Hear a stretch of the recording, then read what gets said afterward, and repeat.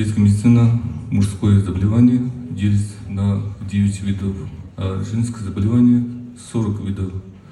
Но тут эректильная дисфункция не включена в группу заболеваний репродуктивной системы. Она идет как отдельная группа заболеваний. По-тибетски называется руца. Потому что это не только связано с репродуктивной системой, но и тесно связано с психологической проблемой. Если руца перевести на русский язык, то получается наслаждение и рождение потомства. Она делится мужское и женское. Сегодня здесь я расскажу конкретные детали и методы лечения эректильной дисфункции, которая написана в книге «Отец тибетской медицины». Думаю, что это будет очень полезно.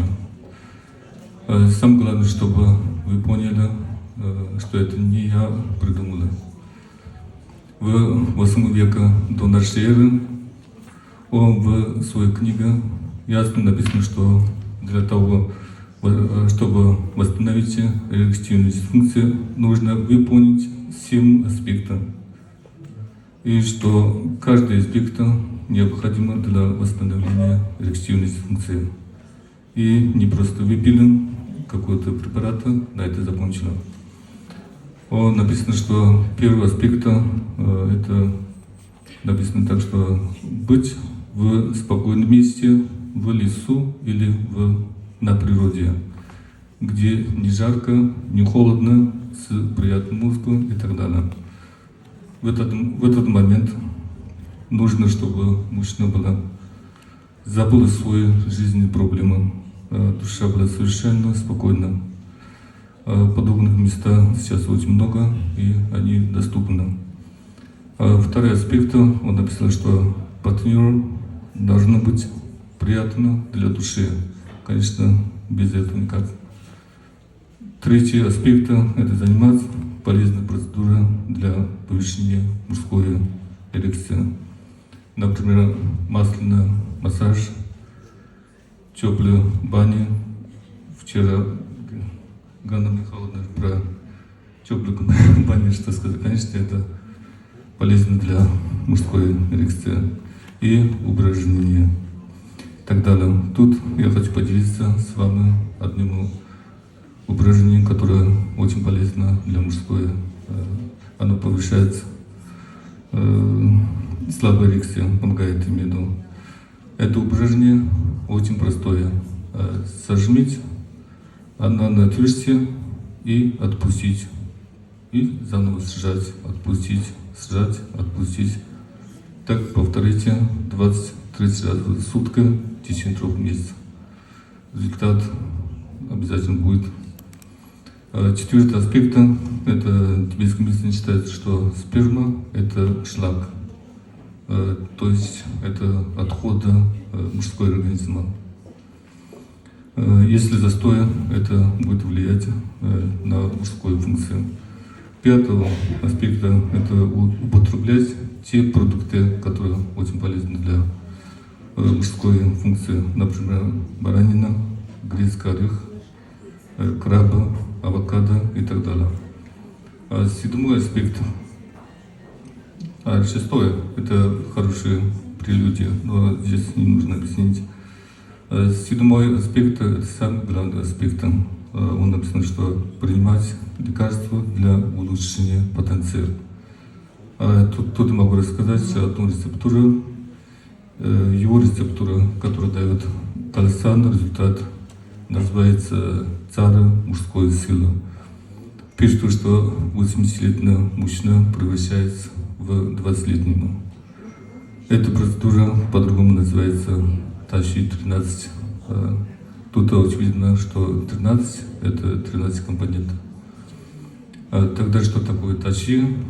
Таши – это по-другому называется канда. Если буду перевести на русский язык, то получается снежная лягушка. На самом деле это хамелеон. Очень много людей путаются, и даже очень много известно лекарь путали, что это лягушка, на самом деле это хамелеон. Я поделился с вами эти 13-компонентную рецептуру. Вы можете записать, может быть полезно, хотя его очень сложно приготовить. Первый компонент – это сушеное мясо, хамелеон 500 граммов. Второй ингредиент – это корень спарж 200 граммов. Третий – сушеное мясо, ящерица 600 граммов. Ящерица.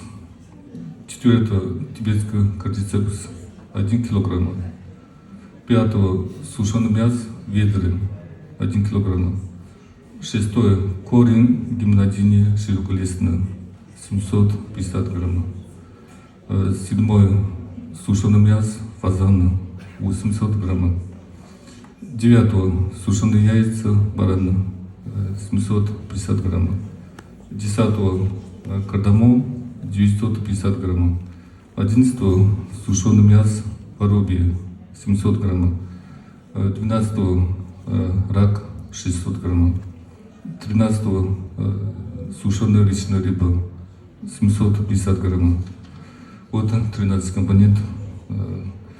Обычно в тибетской рецептуре мало используется мясной компонент, но в этой рецептуре большая часть занимается мясное. Это очень редкий случай.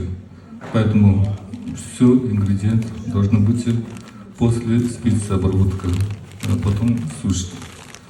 И затем все перемешать вместе и растолочь в виде порошка.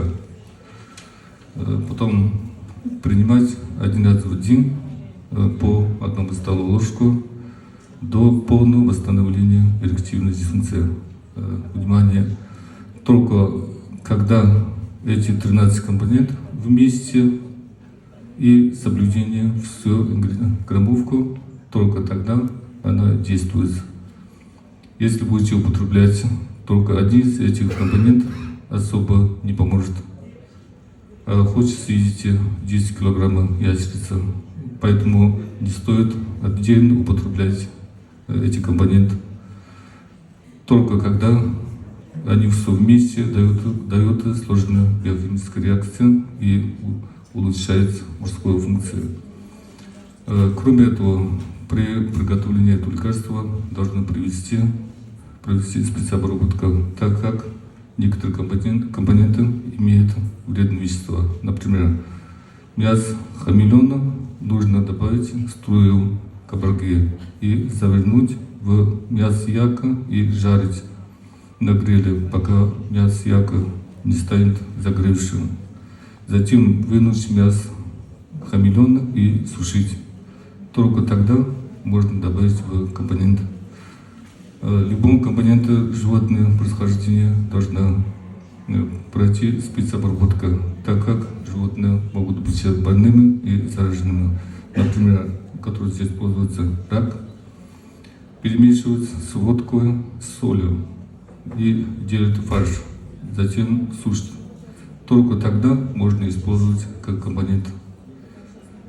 Много растений тоже нельзя сразу использовать как компонента, например, которая здесь на гимнадии широколистная. Она имеет небольшое количество вредных веществ. И чтобы нейтрализовать ее корень варят в молоке. Только после этого ее сушат и используются как компонент.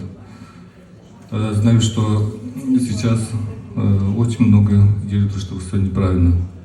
И без спецобработки или же не добавляется какой-либо дорогой компонент, или же не соблюдает нужные нормы граммовку. Все это приносит большой вред пациенту, так как любой растительный и животный компонент используется в качестве лекарства в человеческом организме, проходит очень сложная биохимическая реакция, и это уже не шутка. В течение тысячелетия очень много тибетских лекарей используют именно эту рецептуру для восстановления эректильной дисфункции, которая дает колоссальный результат Но приготовить это очень сложно, вы сами видите. Хотя тысячелетняя практика утверждает, что это одно из лучших эффективных лекарств, которое пользуется, восстанавливается мужская функция. Вы знаете, что сейчас очень много рецептуры и много подобных препаратов на современный рынок. Но на самом деле очень мало помогает, приносит большой вред для организма. Если это химические препараты, то побочное воздействие еще больше. Поэтому я на своем 25 лет на опыте лечения женского и мужской болезни и выпустила свою продукцию в виде фиточая, которая создала свою собственную авторскую рецептуру.